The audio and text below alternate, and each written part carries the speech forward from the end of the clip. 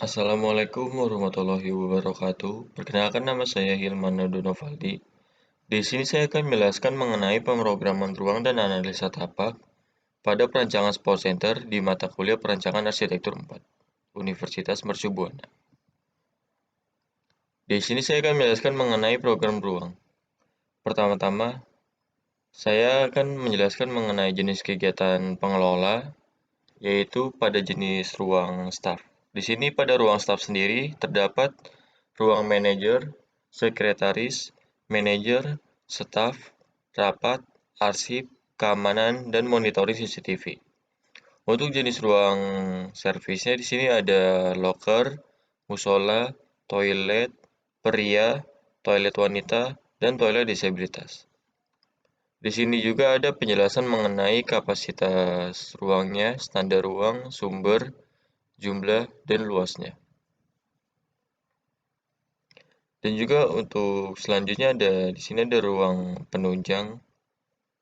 Jenis kegiatan penunjang. Dengan jenis ruang bisnis terdapat ruang shop, nursery room, kantin pengelola, food court, tenan, dan klinik. Dan untuk jenis ruang dapur kantinnya di sini ada dishwashing, pendingin, dapur bersih, dan dapur kotor. Dan di sini untuk jenis ruang servisnya ada musola, toilet pria, toilet wanita, dan toilet disabilitas. Di sini juga terdapat kapasitas ruangnya, standar ruang, sumber, jumlah, dan luasan per ruangnya. Dan selanjutnya ada ruang untuk olahraga dengan jenis kegiatan olahraga. Pertama di sini jenis ruang outdoor dengan ruangnya ada lapangan futsal, jogging track, skateboard, motorik playground, teater outdoor, kebun sayur, dan pavilion. Dan untuk jenis ruang indoor terdapat gym, lapangan badminton, lapangan basket 3-on-3, lapangan tenis meja, kolam renang umum, dan kolam renang atletik. Dan untuk jenis ruang servis indoornya sendiri di sini ada platform, ruang ganti, toilet pria, toilet wanita, dan toilet disabilitas. Di sini juga terdapat kapasitas ruangnya, standar ruang, sumbernya, jumlah, dan luasan per ruangnya. Dan selanjutnya di sini ada utilitas. Jenis kegiatan utilitas dengan jenis ruang mekanikal dan elektrikal. Di sini terdapat ruang genset, pompa, panel, reservoir, water tank, water chiller, boiler, ahu, STP, trafo, PubX, garbag, gudang engineering, gudang barang, dan bengkel kerja.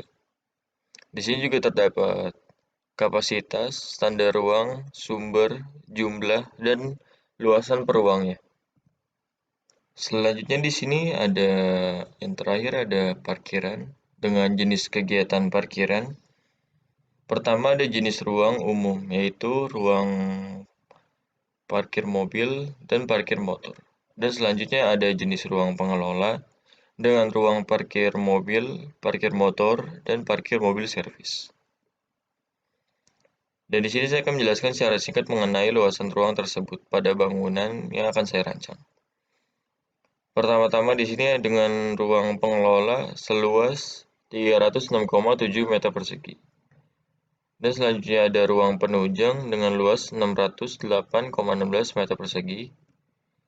Dan ruang olahraga seluas 2.352 meter persegi.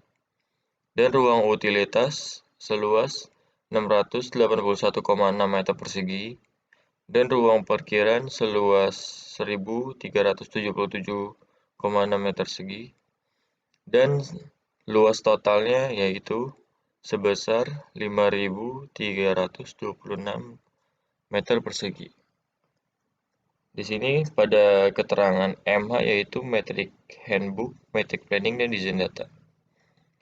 Dan pada DA sendiri ini ada Data Arsitek Ernst Nefrut DA. Dan pada FL ada terdapat Conference, Convention, Exhibition Facilities Fred Lawson. Dan SB sendiri ini ada studi banding survei data. Dan yang terakhir ini ada LSG, Library Search Google Journal and Article. Selanjutnya saya akan menjelaskan mengenai zoning ruang sendiri. Di sini ada ruang area private. Yang pertama di sini ada jenis pengelola.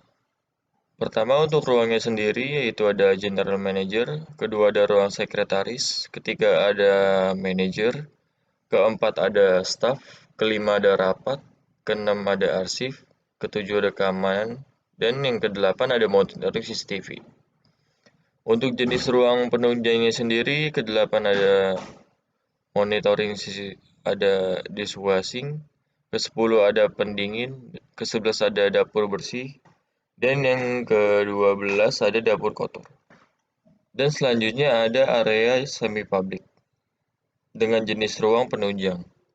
Yang ke-13 ada shop, 14 ada nursery room, ke-15 ada kantin pengelola, 16 ada food court, 17 ada tenan, 18 ada klinik.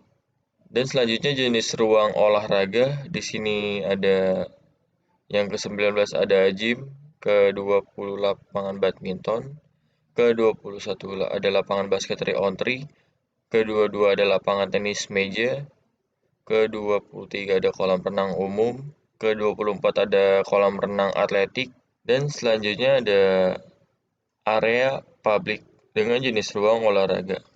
Pada nomor 25 di sini terdapat ada lapangan futsal, nomor 26 ada jogging track, ke-27 ada skateboard, ke-28 ada motorik playground, ke-29 ada teater outdoor, ke-30 ada kebun sayur, ke-31 ada pavilion, ke-32 ada parkir mobil, ke-33 ada parkir motor, ke-34 ada parkir mobil pengelola, ke-35 ada parkir motor pengelola, dan ke-36 ini ada parkir mobil servis.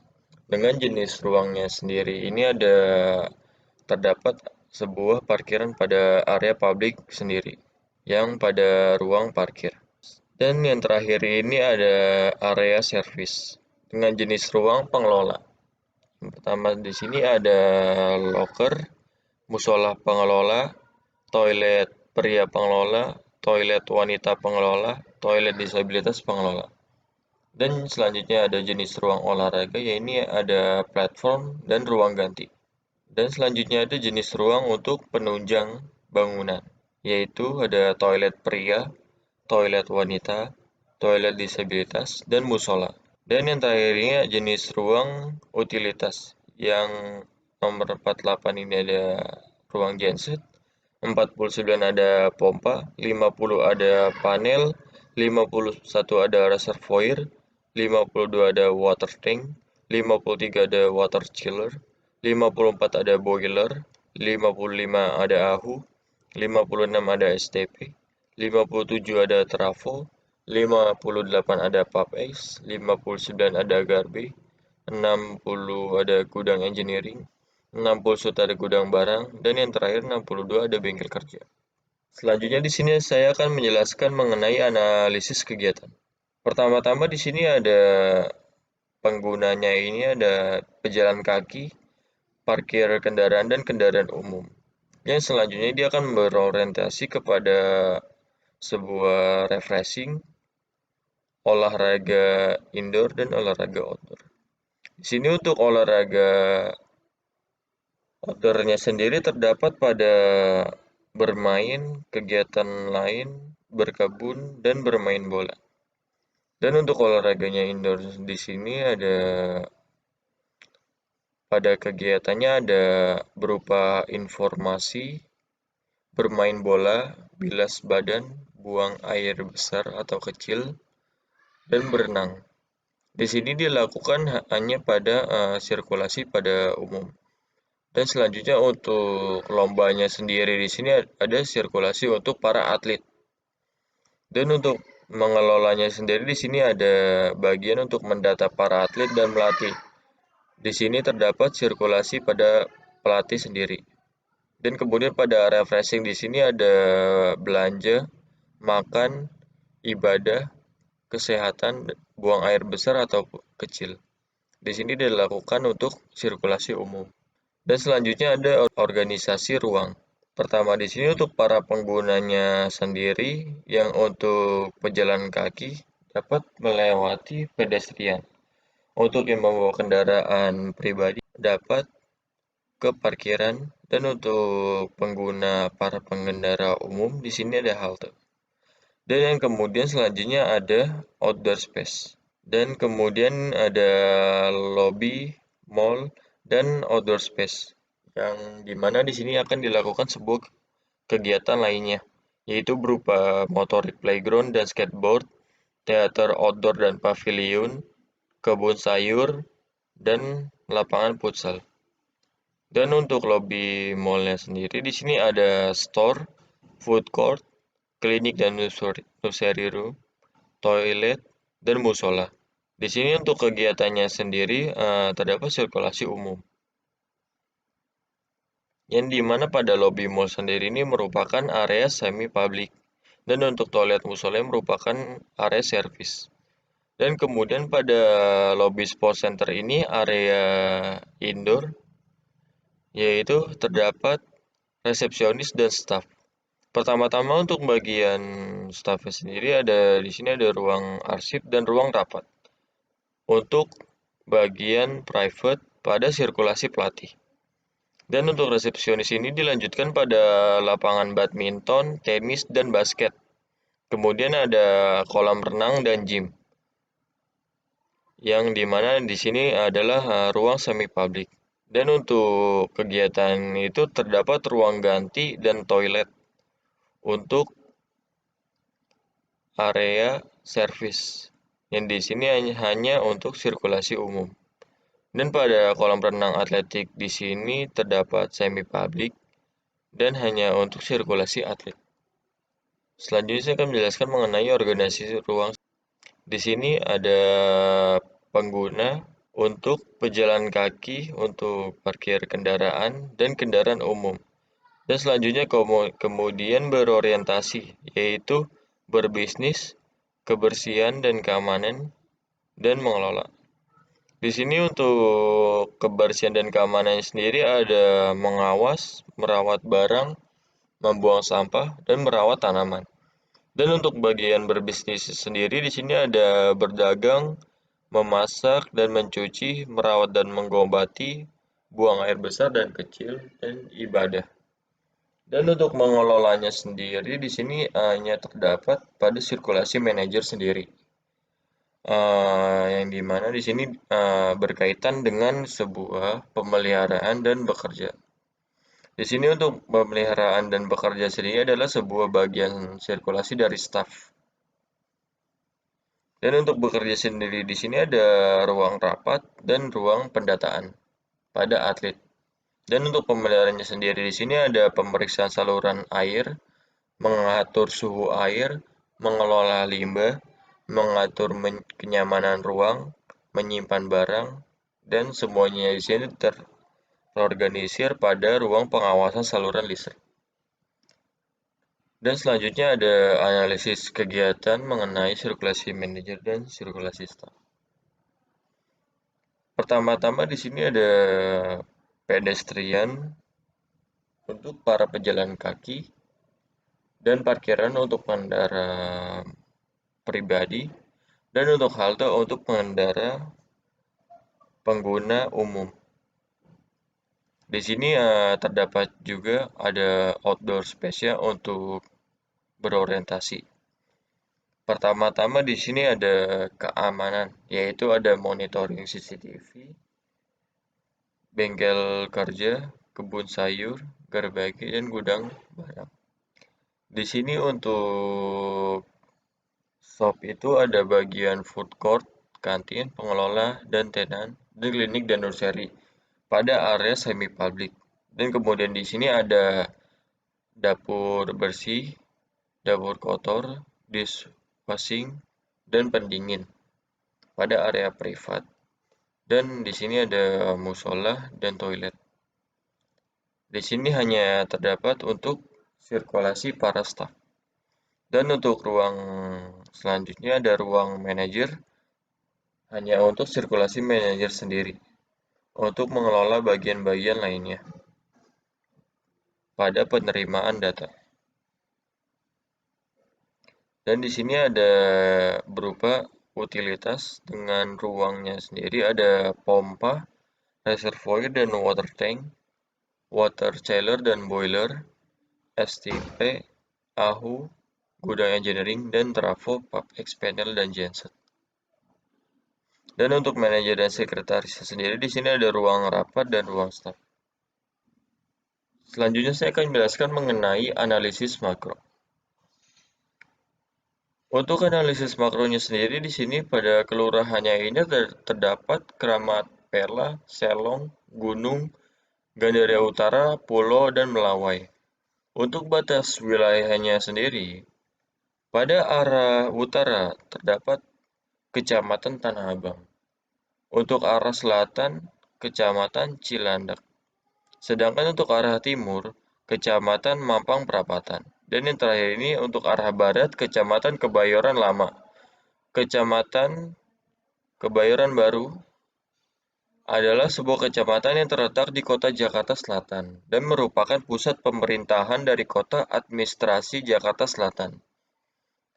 Kecamatan ini sebagian besar merupakan daerah pemukiman, meskipun beberapa bagian juga merupakan daerah pertokoan, Blok M, dan pusat bisnis pada Sudirman Basinis Distrik SBD.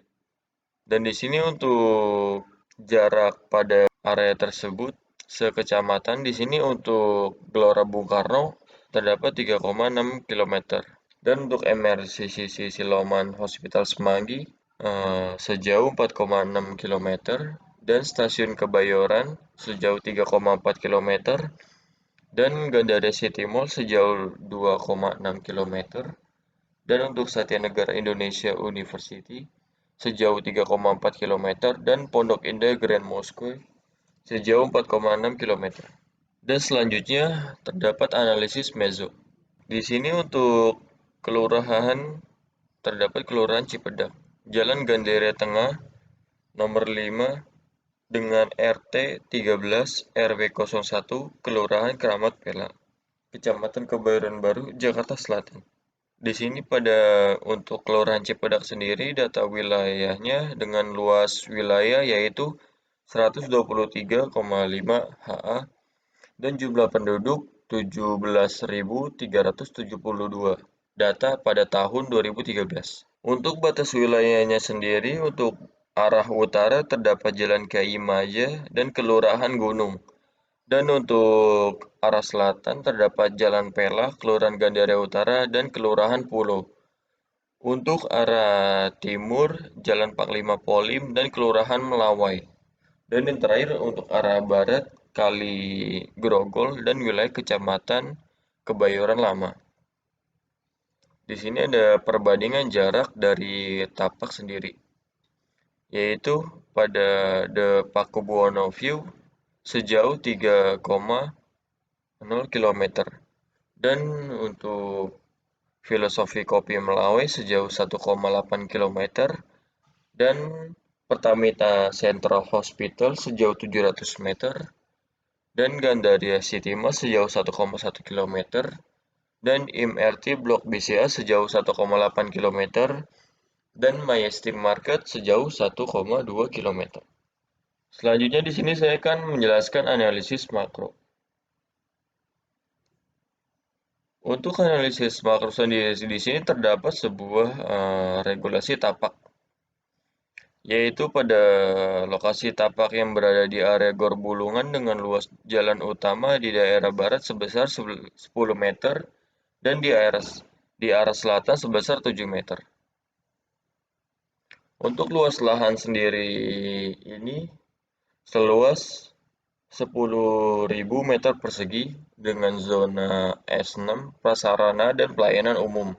Pada KDB-nya ini 60% dengan 10.000 meter persegi dikali 60%, yaitu ketemulah luas bangunan seluas 6.000 meter persegi. Dan selanjutnya pada KLB-nya ini 1,2 meter pada KB-nya 2 lantai, pada KDH-nya 30%, pada KTB-nya 55 sampai 75%, dan GSB-nya 5 meter dan 3,5 meter. Di sini untuk batas wilayahnya sendiri untuk bagian utara ada SMA Negeri 70 Bulungan, untuk arah selatan ada Jalan Mahakam, untuk arah timur ada Warung Gelanggang Remaja, dan yang terakhir ada untuk arah barat ada Jalan Bulungan. Di sini untuk area setempat di sini untuk kelurahannya ada Keramat Pela, ada Selong, ada Gunung, ada Gandaria Utara, ada Pulo, dan Melawai. Di sini saya akan menjelaskan mengenai analisis matahari. Untuk analisis matahari sendiri di sini, pada pada data existing, yaitu matahari muncul dari arah timur ke barat. Dan selanjutnya pada arah barat lebih terkena sinar matahari, dikarenakan hanya didapati ruko yang tidak terlalu tinggi, sehingga tidak menutupi kemungkinan arah matahari ini menutupi bangunan. Nah, sedangkan untuk arah timur tidak terlalu terkena matahari, dikarenakan terdapat bangunan sekolahan yang cukup tinggi dan menutupi kemungkinan yaitu area tapak setempat terhalangi oleh sinar matahari yang masuk ke area tapak. Dan untuk potensinya sendiri di sini, sinar matahari langsung masuk ke area tapak yang dimana mengakibatkan area barat cukup panas. Dan untuk responnya sendiri ini yaitu pada bangunannya penempatan green roof dapat menahan masuknya udara panas ke dalam ruangan. Jadi di sini untuk panas yang masuk ke bangunan yaitu terhalang oleh green roof sendiri, sehingga area bangunan pada dalam ruangannya sendiri tidak terlalu panas. Di sini untuk analisis arah anginnya sendiri, untuk data existingnya, angin berhembus dari segala arah tetap yang memungkinkan angin berhembus paling banyak yaitu yang berdekatan dengan jalan, karena terdapat banyaknya kendaraan yang lalu lalang. Nah, sehingga untuk potensinya sendiri, angin dapat membawa debu ke arah tapak dan memasuki bangunan. Untuk responnya sendiri, di sini ada penempatan pada pepohonan dapat menyaring udara kotor, sehingga udara yang masuk ke dalam bangunan adalah udara bersih. Nah, di sini pada pembangunan bangunannya sendiri ini adalah dengan membagi dua bagian pada bangunan membuat sirkulasi udara yang baik, dikarenakan angin dapat melewati bangunan tersebut. Dan selanjutnya ada analisis kebisingan. Untuk existingnya sendiri, yaitu pada bagian barat dan selatan mempunyai kebisingan yang cukup tinggi, dikarenakan merupakan jalan besar. Dan untuk sedangkan pada bagian utara dan timur, kebisingan tidak terlalu tinggi, dikarenakan area tersebut hanya perumahan warga dan bangunan sekolah. Maka berpotensi kebisingan yang masuk pada set tersebut sebanyak dua arah. Hal ini memungkinkan bangunan dapat meminimalisir kebisingan yang masuk. Dengan merespon sebuah penempatan pohon di sekitar bangunan, kebisingannya yang cukup tinggi dapat menahan suara bising yang masuk ke dalam bangunan. Selanjutnya di sini saya akan menjelaskan mengenai analisis vegetasi. Untuk analisis vegetasi sendiri untuk data existingnya, vegetasi di sekitar tapak sangat minim dikarenakan kepadatan bangunan terhadap bangunan cukup banyak. Nah, maka potensinya vegetasi pada area tapak lebih dimaksimalkan. Pepohonan area tapak dapat sarana sebagai memfilter udara kotor dan meredam kebisingan.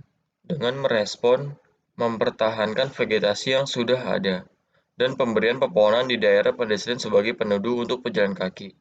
Di sini pada pohonnya sendiri di sini terdapat untuk fungsi dan keindahan pada bangunan. Yaitu untuk fungsinya sendiri yaitu untuk menyerap polusi yang ada pada sekitar jalanan. Yaitu terdapat pohon tanjung dan pohon terembesi. Dan untuk keindahannya sendiri yaitu terdapat ketapang kencana dan pucuk merah. Selanjutnya saya akan menjelaskan mengenai analisis view. Untuk data existingnya sendiri, pada area tapak terdapat padanya bangunan di sekitarnya.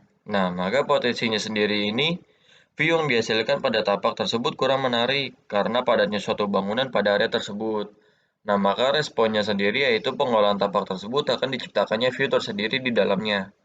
Yang dimana di sini ada pengolahan berupa landscape pada belakang bangunan, yang dimana berfungsi untuk memfilter udara kotor yang masuk ke bangunan tersebut.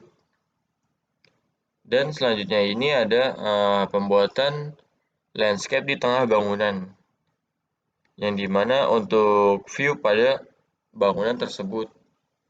Dan di sini ada landscape di tengah side, yang dimana yaitu untuk view pada dua bangunan tersebut.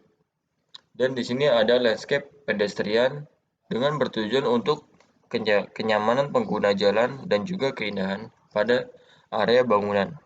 Nah, selanjutnya ada analisis drainase.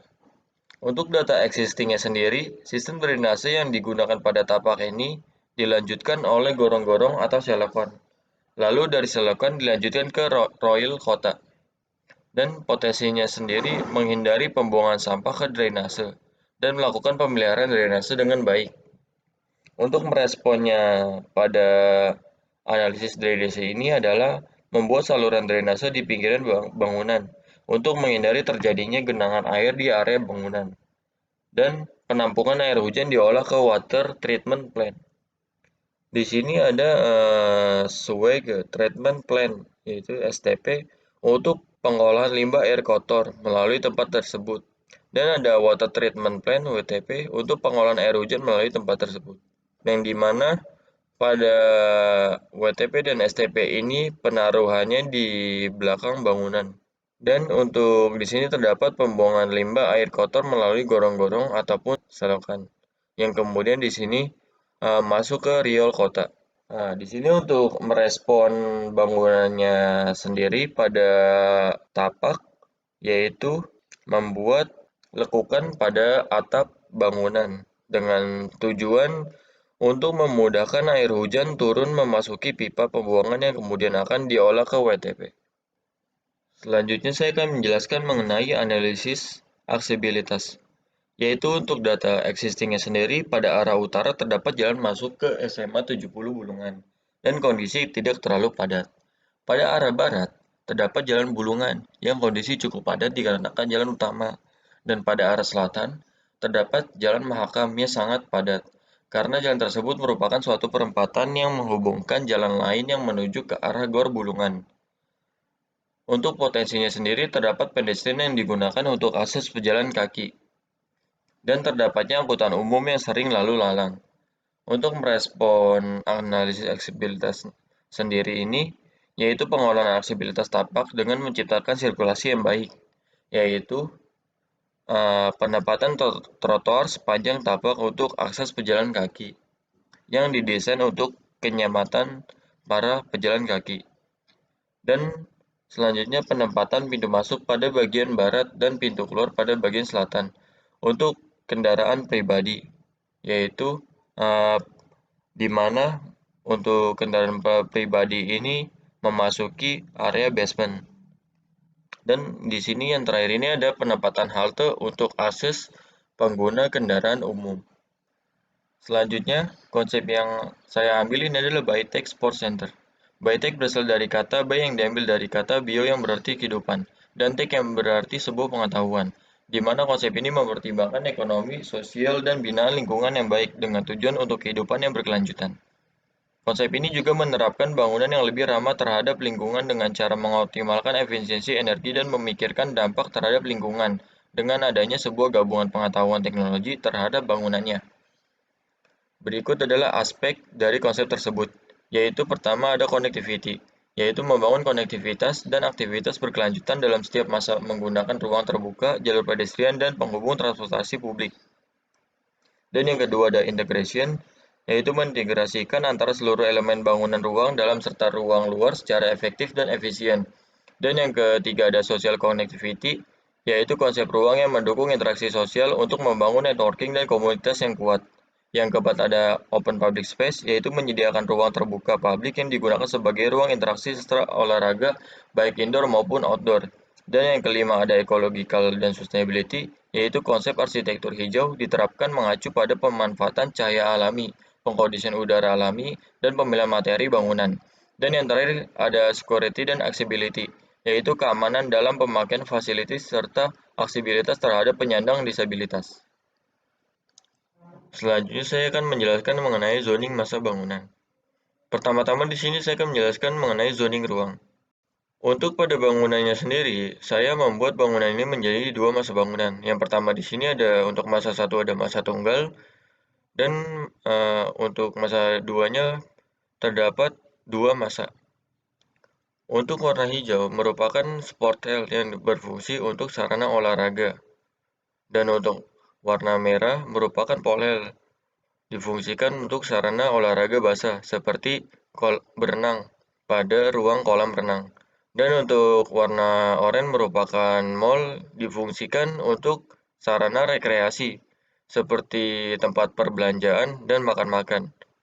Untuk warna biru merupakan area kantor yang berfungsi untuk mengelola bangunan pada tapak tersebut. Dan untuk warna kuning merupakan area servis. Di sini terdapat ruang mekanikal dan elektrikal yang akan mengelola tiap bangunan yang ada pada tapak tersebut. Nah, yang kedua ini ada zoning area. Untuk warna orange sendiri terdapat ruang private dan untuk area biru terdapat semi public dan untuk warna hijau terdapat ruang publik dan untuk kuning terdapat ruang servis. Di sini pada bangunan masa 1 terdapat public area di atas bangunannya, bertujuan untuk konsep open space yang saya rancang. Selanjutnya saya akan menjelaskan mengenai diagram konsep secara singkat. Pertama-tama pada masa 1 saya memotong bagian bangunan untuk difungsikan untuk open space publik pada bangunannya. Dan untuk masa 2, saya memotong bangunan untuk upaya pencapaian sirkulasi bangunan yang baik. Dan selanjutnya yang kedua pada masa 1, saya menghapus bangunan tersebut untuk menciptakan sirkulasi dari luar ke dalam. Dan untuk masa 2, saya memotong bagian yang di awal sudah saya jelaskan difungsikan untuk memudahkan aliran air hujan yang akan dikelola. Dan yang terakhir ini bentukan dari bangunan yang akan saya rancang. Sekian dari penjelasan saya. Wassalamualaikum warahmatullahi wabarakatuh.